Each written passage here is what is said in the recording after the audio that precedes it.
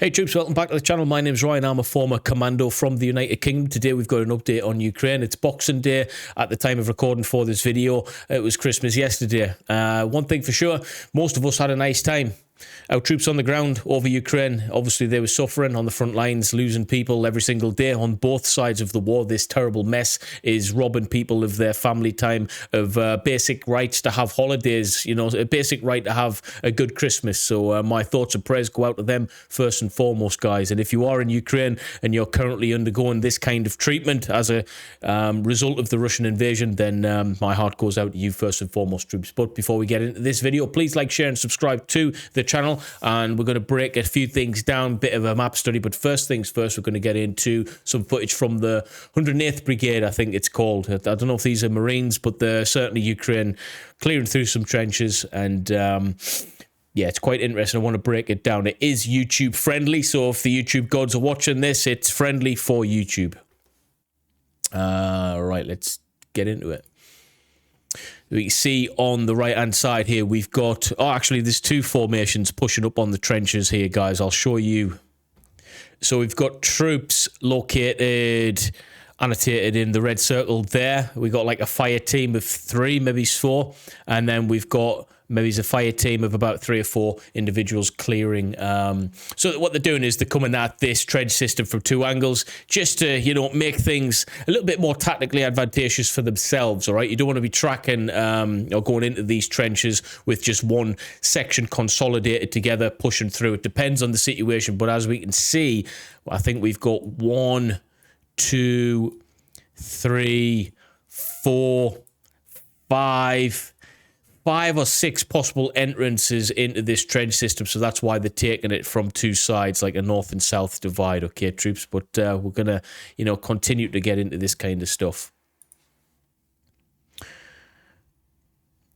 So they're patrolling with the weapon systems in a low port position. That tells me that they're not too bothered at this moment in time of a potential threat. If there was a real life threat at this moment in time, their weapon systems would be up on point. They would be, you know, barrels at the ready, so to speak. That's at least how I would be, ready to engage. You don't want to waste even half a second bringing that weapon system up. You want it to be there. So it tells me that this is maybe not that dangerous to start with, but I could be wrong on this, guys. Right, weapons at the ready. So it looks as if they're going to be engaging this entrance to the trench system here. We can't see any other guys at the moment, but what I would be wanting is anyone to my rear or to my flank, left and right, to be keeping eyes on this potential entrance / exit there, because, you know, you can be focused on one thing and it actually, that is not actually the main threat. This is how, you know, you got to think of the eyes of the enemy, multiple positions. You're going to be having eyes on the potential guys, okay? So there's 2 ways I would combat this, but the first things first, going to tackle this first entrance, but I'll definitely have guys looking at that second entrance there. But the weapon systems are pointing up now. They're ready to engage. Right, so we've got 1 times soldier Ruski coming out here. We've got 3 weapon systems pointing on there. So the Ukrainians are giving them the benefit of the doubt. All right, they're allowing them to potentially come out this as prisoners of war instead of what we've been seeing on the other side. All right, it's yeah, if someone's putting their hands up, guys, you let them go. In terms of the Geneva Conventions that you follow, putting the hands up to surrender, you have to treat them as a prisoner of war. Simple as that. There's no grey area in between. This guy doesn't want to fight. As you can see, he's pretty scared. He hasn't got his helmet or anything on. His jacket's open, no body armor on. There's 2 or 3 now. We've got 1 guy guarding. This is interesting. So we've got 1 individual on that trench system there. So we've effectively got Ukraine soldier pointing his barrel down there. We've got 2 guys coming out now, but we've also got to the flank here, Ukraine soldier guarding these prisoners of war. So we've got a total of 6 individuals now, and the drones keeping eyes on as well. None of them are armed at this moment in time. Still got to be really, really careful in this situation for any of them to have a potential grenade or something like that and just pull the pin and, you know, take them out. You've got to be very, very careful and alert.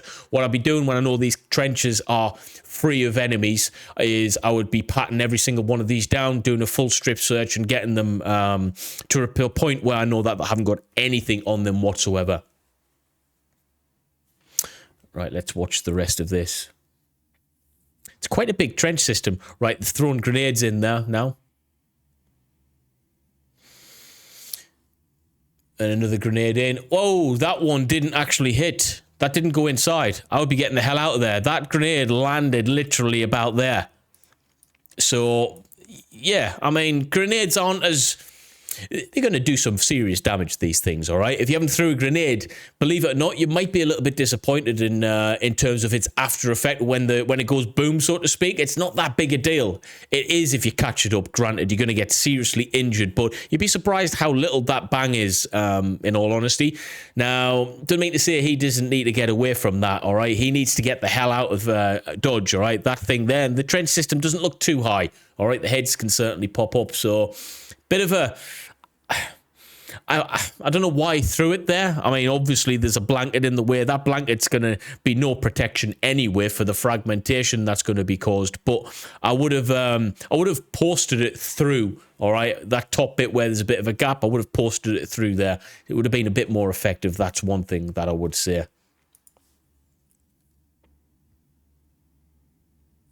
Yeah, you see, so it did have a bit of an effect. I mean, you don't want to be there, that's for sure. So he's banging another one in there just to be safe. Depending on how big that is, there's going to be no one left in there. He's posting another one through. Actually, this is a different trench system. He fell over. Boom. So, I mean, they're clearing these trenches out, right? They're clearing these trenches out here. But we've seen the humanity from Ukraine. They're allowed, you know, the guys that wanted to surrender. They got them in a position onto the flank, took the weapon systems off them. Now they're under their control. I would like to think that they're being treated humanely as per the Geneva Conventions would state. You have to do so. But there's one thing for sure. These grenades that are going in there, I think they would have offered anyone within those trench systems the right to leave first, as we've seen, and then as a security precaution before they go in and clear them trenches, they're posting grenades in. It's standard practice in the grand scheme of things, okay? They're not going to take any chances, but I would like to think, and I'm pretty sure on this, that those trenches were empty anyways. This is just the follow-up procedure after they've given everyone the opportunity to surrender. I don't imagine anyone would want to stay in these trench systems, having been given the opportunity to save their lives, when they know for a fact there's a number of, 6 individuals has already came outside and they're now free and they're prisoners of war. It's better than being dead of war, right? Killed in action.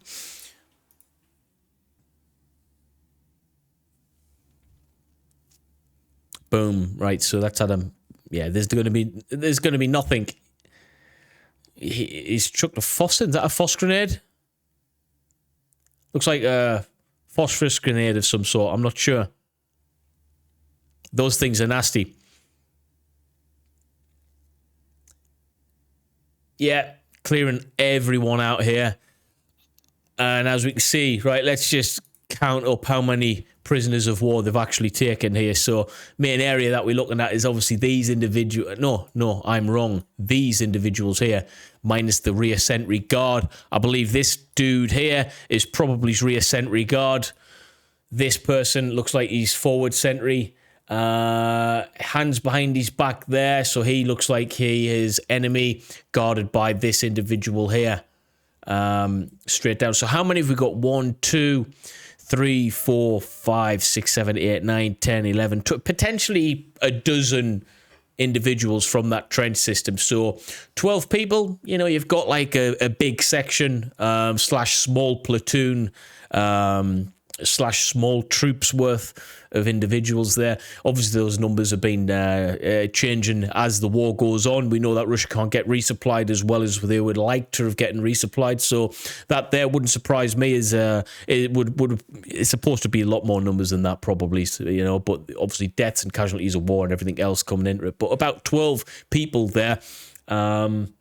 That have been cleared from that trench system, allowing, you know, freedom of movement for Ukraine within that area. That trench system would be able to control, you know, a large area, to be honest with you, because you can patrol from that area and everything else, guys. Anyway, next bit of information.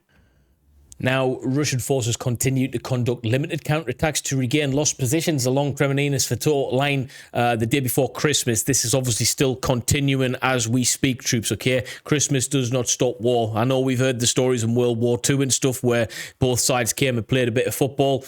We're a million miles away from that kind of thing happening now in Ukraine. Now, the Ukrainian General Staff reported that Ukraine forces repelled a Russian assault near Luhansk Oblast. Now, a Russian military blogger also claimed that Russian forces conducted assaults in the direction of Stelmakivka. We've seen this happen quite a bit, troops, all right? There's been, unfortunately, quite a bit of traction in certain areas of Ukraine over the past few days. Now, that doesn't mean to say that Russia can maintain that going forward, but there certainly has been quite a bit of movement and land lost in certain areas, including the Bakhmut region, all right? They seem to be going around that southern flank area of Bakhmut and trying to take the southern points of that city. It's been effective to a degree, all right? They are taking land there. Whether they can keep it up and Ukraine can obviously continue to postpone their advancements and potentially take that land back, that's a question that we'll be able to answer in a few weeks, troops, when we get closer to that information being released for us, all right? Now, a Russian military blogger claimed that Russian forces have transitioned from offensive operations to positional battles near Dvovnichka. Apologies for the pronunciation, guys. He also claimed that Russian forces conducted assaults in the direction of Kharkivka, northwest Kremenina, and the area of Chernopivka. Sorry, this Ukraine language, man, it's difficult. And there are positional battles between Russian and Ukraine forces in the vicinity of this area here. It's northwest of Kremenina. If we look at the map, we can see some of that traction in the various areas, okay? And there is quite a bit of traction, guys, I'm not going to lie. Now, this is last updated. We're on the 18th now. Let's go all the way up to the 25th is when it was last updated. We can see there, and we zoomed out quite a bit. If I go back to, like, the 14th, that there's been quite a bit of traction for Russia. These small gains have been happening on a daily basis, troops, okay? If we look at what the map says now, Opitnin, this area here, this was recently overtaken and overrun by Russia. It looks like a small settlement area, as we can see, okay? Small settlement areas, and it's south of Bakhmut. So why is this significant? Well, if they can take these smaller areas, Ivanrad, they've took that as well. It allows them to be able to fortify a position from a defensive point of view and then use that place as like almost a strike base to be able to attack certain points in Bakhmut. So it is a big loss for Ukraine in that grand scheme of things, okay? This map is changing different days and stuff, but as you can see, they have taken over this whole area, which is mainly farmland, but it is quite a prominent area, okay, guys? Bakhmut, do I see this area getting taken over anytime soon? Well, Russia is encroaching on it, you know, slowly but surely, which is a shame. I don't know how Ukraine is going to be able to counter-offense and counteract that, but we can see that this whole area here is now under Russian control, okay? Which is bad. It allows them, again, freedom of movement from the southerly points to be able to start attacking into the wider areas, okay, guys? Into these areas here. There is a river feature, I believe, in this direction, leading northwards. The Bakhmuta, I believe it's called. I might be wrong on that. But this is quite a prominent position that Ukraine really needs to take back, guys, when we look at the map here. Big old area, Bakhmut. We've seen that they've made progress slightly within this area. Ukraine, at this moment in time, they seem to be trying to hold off these little attacks. They're successful in some ways. In other ways, they're not. I believe Russia has changed tact slightly. They want to start hitting the south region a little bit more to be able to push up that way. We've seen a lot of effort in the past few weeks on the eastern side, and Russia was semi-successful with that as well. But, yeah. And the thing is with these military operations, guys, they can be long and drawn out, okay, for many different reasons. Bakhmut is quite a large area. It's quite a large area, and you know, Russia needs that area to be able to get a solid foothold in certain areas of that of Ukraine, and they can obviously resupply themselves and coordinate and get a little bit of downtime for their troops as well.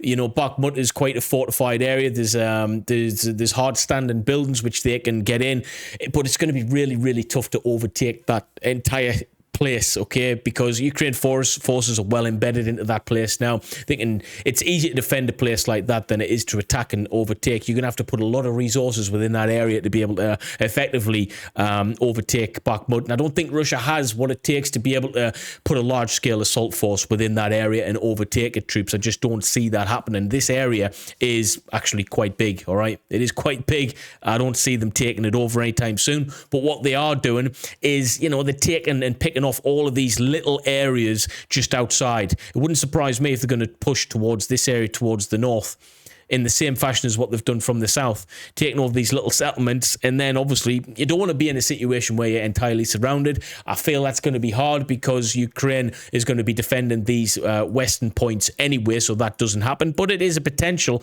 if they end up if Russia can take more land to the south, then that is a potential, you know, from Upitin, I can't pronounce that properly. If they move even further south and take this little area, then that is a real problem, okay?